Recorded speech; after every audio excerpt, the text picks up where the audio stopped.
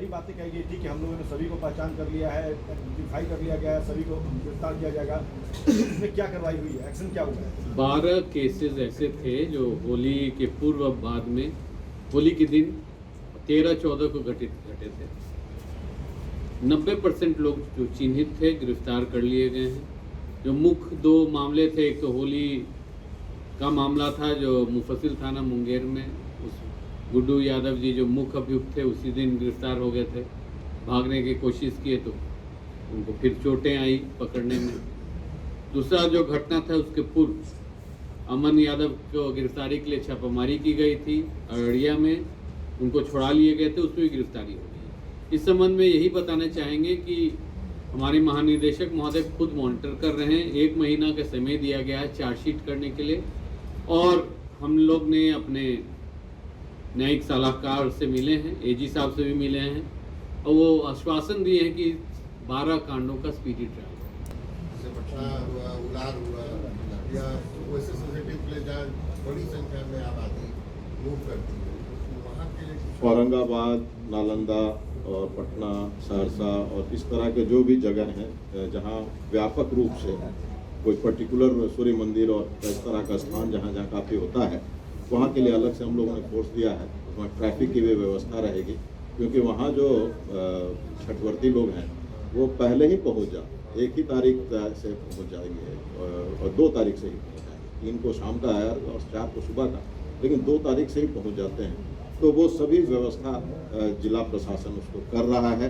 सभी जगह लाइटिंग की भी व्यवस्था है, वो सब रात में और शाम का जो है वो सब चीज़ के लिए निर्देश दिया गया है। डीएम साहब लोगों को भी निर्देश दिया गया है और वो सब कर भी रहे हैं। और छठ को भी लेके जहाँ ज़्यादा संख्या में होता है उसके लिए विशेष रूप से बल भी प्रोवाइड किया गया है। लेकिन मामला अभी भी शांत नहीं हुआ, अभी भी उपद्रव हो रहे हैं। एक लड़की कैंडिडेट जो है वो खुलेआम बोल रही है कि चाहो तो मुझे गोली मार दो, मैं डरने वाली नहीं। तो एक छात्र संगठन चाहे जो भी हो, वो लगातार उपद्रव उनके तरफ से किया जा रहा है, हथियारों का इस्तेमाल किया जा रहा है। उसमें कितनी कार्रवाइयाँ हुई है और छात्र चुनाव शांतिपूर्ण हो, इसके लिए क्या निर्देश मुख्यालय से गया है? सर, ये पटना जिला प्रशासन जिसमें पुलिस भी आती है, उन लोगों को द्वारा मॉनिटरिंग की जा रही है। एक वुमेंस कॉलेज के सामने घटना घट गया, वहाँ पर एक्सपेक्टेड नहीं था, इसलिए बल पहले से नहीं थी मौजूद। और बाकी जो अपकमिंग जो एक कॉन्टेस्टेंट के साथ हाथापाई हुआ, उसके बयान पर केस भी दर्ज हुआ, उसमें गिरफ्तारी भी की गई है। अब पटना पुलिस को निर्देश ये था कि सीसीटीवी से देखें कौन लोग हैं, आइडेंटिफाई करें। सीसीटीवी काफ़ी मात्रा में है। उदाहरण स्वरूप हम आपको बताएं कि जैसे तनिष्क की लूट हुई, उसमें जितने लोग थे सब चिन्हित हो गए सीसीटीवी के बदौलत। बखोरापुर जैसा जगह भी दुकानों में सीसीटीवी होती है। अब समय रहते अनुसंधान के दौरान, जैसे अभी विधि व्यवस्था का समस्या है, मैं आश्वासन देने चाहूँगा कि पुलिस के पास जो तंत्र है, हम लोग के पास अभी बल फैल जाएगी, फिर 1 हफ्ता में व्यस्त रहेंगे ये चारों पर्व में। तो ये सब जितने चिन्हित किए जाएंगे उनको सबकी गिरफ्तारी होगी, उनकी भविष्य खराब हो जाएगी। जो छात्र जीवन में हिंसा फैला रहे हैं, हिंसा कर रहे हैं, उनका कोई भविष्य नहीं रहेगा। चार्जशीट होंगे, कोई नौकरी योग नहीं बचेंगे और सबकी गिरफ्तारी होगी। सर, चिंता इसी बात की है कि पुलिस आपकी जो है रामनवमी, ईद, बाकी चीज़ों में जी उपद्रव धीरे और बढ़ता जा रहा है। जो पीड़ित पत्रकार है उसके पास अब तक पुलिस नहीं गई है, उसका फर्दर ज्ञान लेने नहीं गई है। तो ये पटना पुलिस की कैसी पुलिसिंग है? आज इसको फिर हम लोग रिव्यू करेंगे। आपने जो बताया हर बिंदु पर रिव्यू करेंगे कि उनका बयान पर क्यों एफआईआर अगर नहीं हुआ है, किसके बयान पर एफआईआर हुआ है, और उनका आज पुनः बयान लेके, और सीसीटीवी फुटेज ऐसे हम निकलवा लिए हैं। ऑफिसर्स को बोले हैं कि छानिए कौन कौन है। वुमेंस कॉलेज के सामने भी रोड पर जो लगा हुआ था, और पटना यूनिवर्सिटी कैंपस में भी, सैदपुर में भी कुछ घटना घटी है। तो ये सब नज़र में है और ठोस कार्रवाई हो। तो निर्देश है कि 24/7 वो ऑपरेट करें। उसी हिसाब से उसमें अधिकारी और बल कंट्रोल रूम में रखा जाए, और कंट्रोल रूम में लगातार हमेशा इन दिनों एम्बुलेंस, फायर एक्सटिंग्विशर और इलेक्ट्रिसिटी डिपार्टमेंट के लोग आदि जो भी इस तरह के इम्पोर्टेंट एलिमेंट हैं वो उनको वहाँ पर लगातार उनको कंट्रोल रूम में रखें, ताकि किसी भी तरह का कोई ऐसा इंफॉर्मेशन मिलता है तो उसी हिसाब से उस पर रिएक्ट करेंगे। और ख़ास तौर पे रामनवमी के समय में झंडा उंडा लेके चलते हैं तो बहुत बार तार उर में लग जाता है और उसमें इलेक्ट्रोक्यूट हो जाते हैं, तो कब कहाँ से क्या प्रोसेशन कब निकलना है वो टाइमिंग के हिसाब से बिजली उसको ऑफ कर दिया जाता है खास तौर पे। तो ये सब चीज़ के लिए कंट्रोल रूम पूरी तरह से इफ़ेक्टिव रहे और ये रहेगा। सभी एसपीज़ को डीजी साहब की तरफ से जो निर्देश दिया गया है कि भाई सभी एसपीज़ अपना हर एक डिस्ट्रिक्ट में डीसीपी होता है, एक डीसीपी होता है, स्पेशल ब्रांच के अधिकारीगण होते हैं और उनका अपना सोर्सेज होता है। इन सबको एक्टिवेट करके रखें ताकि हर एक जगह से हर एक तरह की कोई भी छोटी बड़ी घटना हो वो तुरंत इनके पास पहुंच जाए। और सभी अधिकारी एसपी से लेके एसएचओ तक, छोटा बाबू बड़ा बाबू, सभी लोग मोबाइल ऑन रखेंगे। किसी भी तरह के पब्लिक का कॉल आए तो उसको तो ज़रूर उठाएंगे और उनके उसी हिसाब से फिर रिस्पॉन्ड करेंगे। तो ये बहुत आवश्यक है कि बहुत सारी घटनाओं के संबंध में पब्लिक तुरंत बताती है और उसको इग्नोर नहीं करना है। ये अलग से निर्देश है कि भाई फ़ोन सारे लोग उठाएंगे। सभी पदाधिकारी एसपी से लेके थाना तक वो हमेशा भ्रमणशील रहेंगे जब ये कार्यक्रम जैसा कार्यक्रम है उस दौरान। और लॉ एंड ऑर्डर में जब भी कोई बात कहीं अगर कुछ आती है तो पूरी तरह से तैयार होकर टीम रहेगी, बॉडी प्रोटेक्टर के साथ, हेलमेट के साथ, और उसी हिसाब से सिचुएशन को टैकल करेगा। तो ये सब बातें हैं। पब्लिक में भी है कि पब्लिक भी अगर कोई बात लगता है तो कंट्रोल रूम को भी इन्फॉर्म कर सकता है, 112 को भी इन्फॉर्म कर सकता है, थाना को इन्फॉर्म कर सकता है। और जहां भी लॉ एंड ऑर्डर की बात है ये मुख्य रूप से थाना की जिम्मेवारी होगी कि वो अपना फोर्स, 112 भी पहुंचे अच्छी बात है, कोई और भी क्यूआरटी पहुंचे, मगर थाना जो है मुख्य रूप से वहां पहुंचे और स्थिति को कंट्रोल में रखे। तो ये सब जो निर्देश हैं दिए गए हैं और पूरे उम्मीद है कि हम लोग जो ये 4 अलग अलग त्यौहार हैं करीब 10-12 दिन का, इसको अच्छे से संपन्न कराने में सफल रहेंगे। मुख्य रूप से ये जो प्रेस कॉन्फ्रेंस है, जो आने वाला 10-12 दिन के अंदर लगातार जो फेस्टिवल्स हैं उसमें जो तैयारियां हैं और जो कार्रवाइयाँ की जानी हैं और जो पुलिस मुख्यालय से निर्देश जिला को गया है उन पर बताने के लिए बताऊँगा। जैसा आप सबको ज्ञात है, ईद आज 28 तारीख को जुम्मे का आखिरी नमाज है जो कि दोपहर में सभी जगह पढ़ा जाता है, मस्जिद में, ईदगाह में और खुले जगह पे। आज दोपहर में अभी ये संपन्न होगा और फिर ईद जो है मुख्य रूप से वो संभावित है 31 तारीख को। तो इन दिनों जहाँ जहाँ काफ़ी संख्या में मेला वगैरह भी लगता है उन सभी जगह डिप्लॉयमेंट और उस पर निगरानी का निर्देश है सभी जिला को।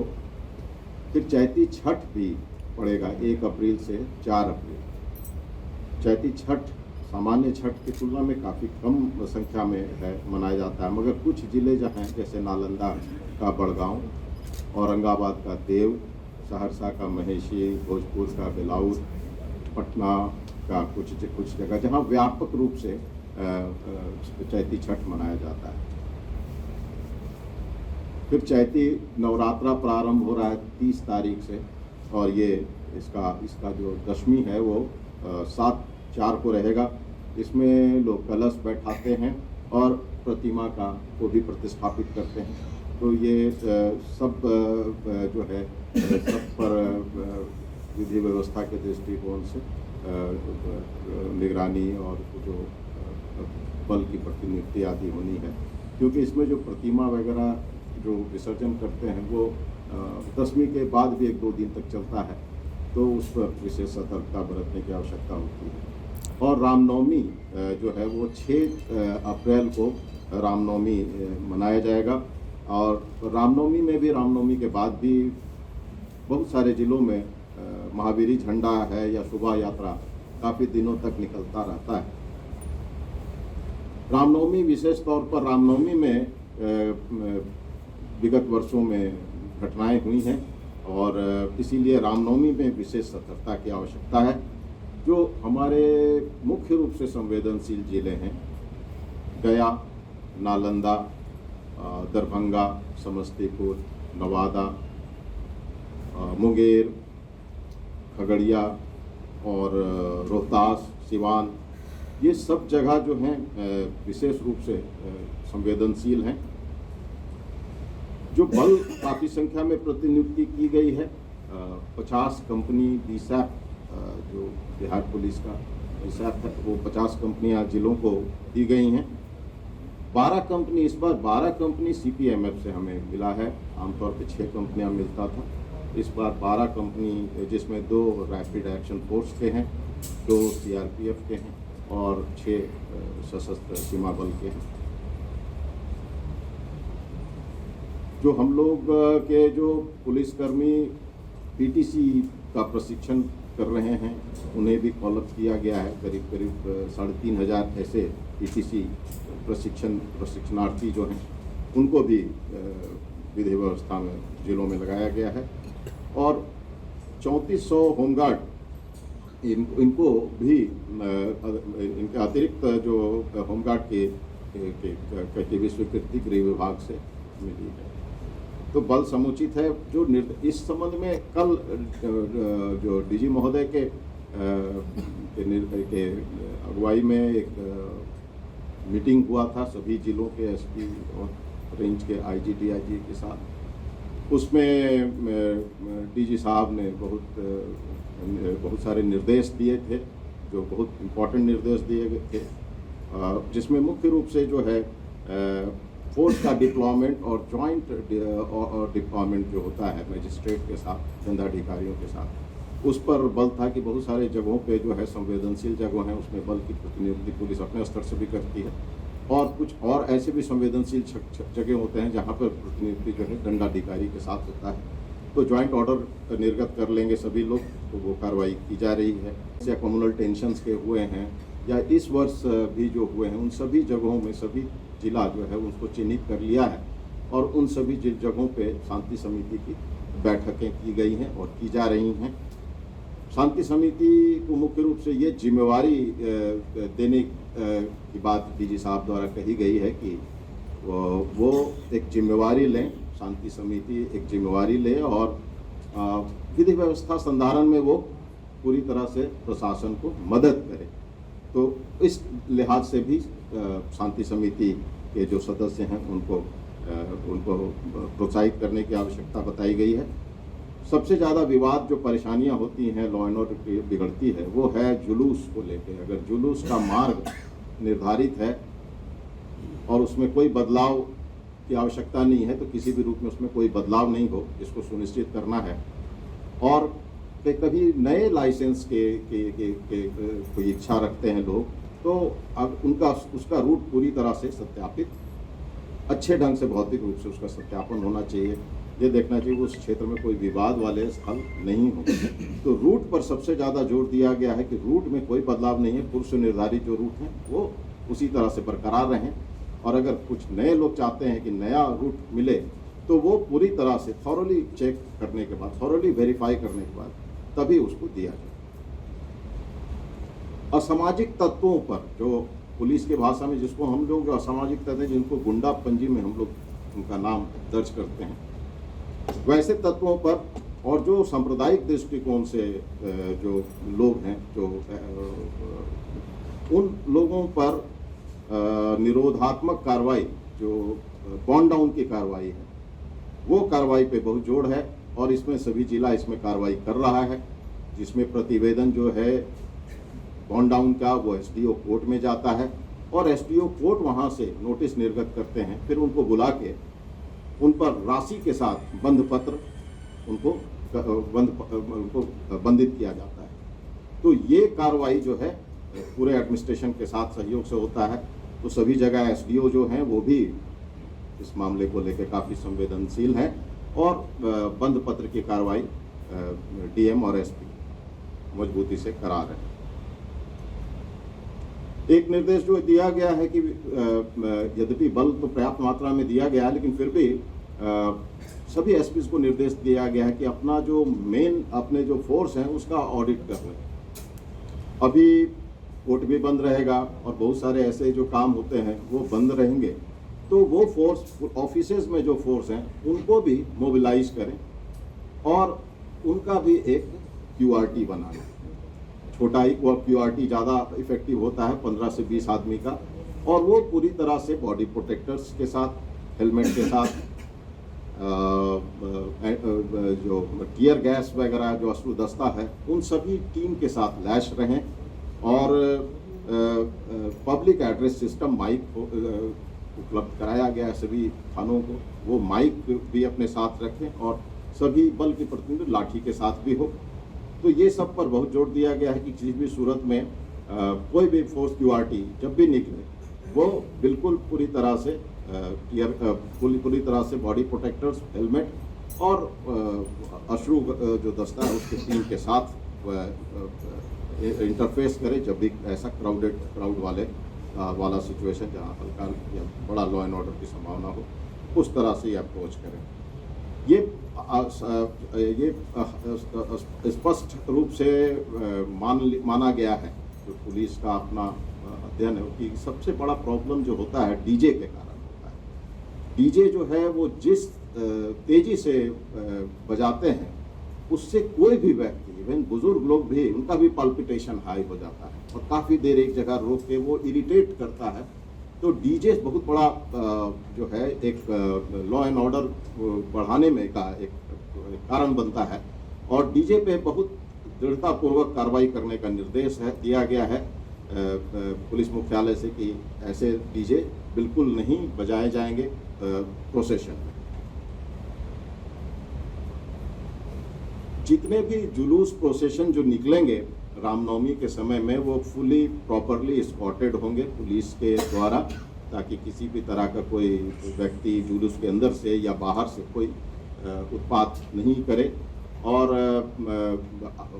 फ्रंट में भी फोर्स रहे और पीछे भी फोर्स रहे और फोर्स के सिक्योरिटी में पूरे उसका जुलूस को आगे बढ़ाएंगे। जुलूस का वीडियोग्राफी होगा, सभी जो है जुलूस जो निकलेंगे उसमें डीएम और एसपी साहब इसमें वीडियोग्राफी की व्यवस्था कराएंगे।